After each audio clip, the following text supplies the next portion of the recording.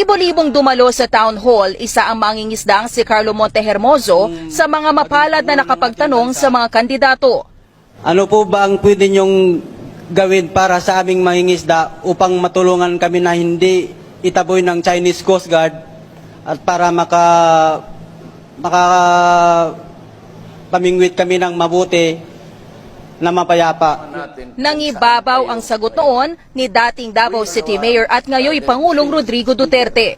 Pupunta ako sa China.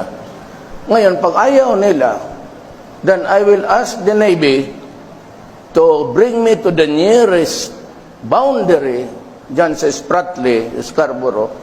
Bababa ako, sasakay ako ng jet ski, dala-dala ko yung flag ng Pilipino at pupunta ako doon sa airport nila, tapos itanim ko.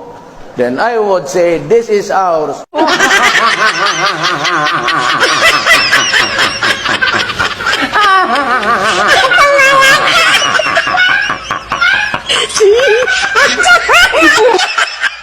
Pero nitong Lunes, inihayag ni Duterte na biro lang ang kanyang sagot sa seryosong isyu ng West Philippine Sea.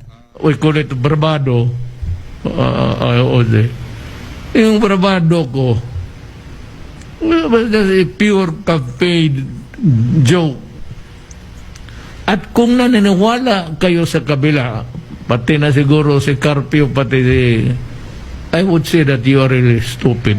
Binalikan ng ABS-CBN News si Mang Carlo at bakas sa kanyang tono ang labis na pagkadismaya, lalo't kabilang siya sa mga bumoto kay Duterte. Nagsinungaling naman sila sa amin. Hindi naman yung tinupad yung kanya, yung sinabi niya sa amin. Dapat, hindi yung joke na sabihin niya. Gawin niya yung sinabi niya sa akin noon. Para hindi naman kayo magmukhang tanga doon sa Scarborough na ganito yung ginagawa sa amin.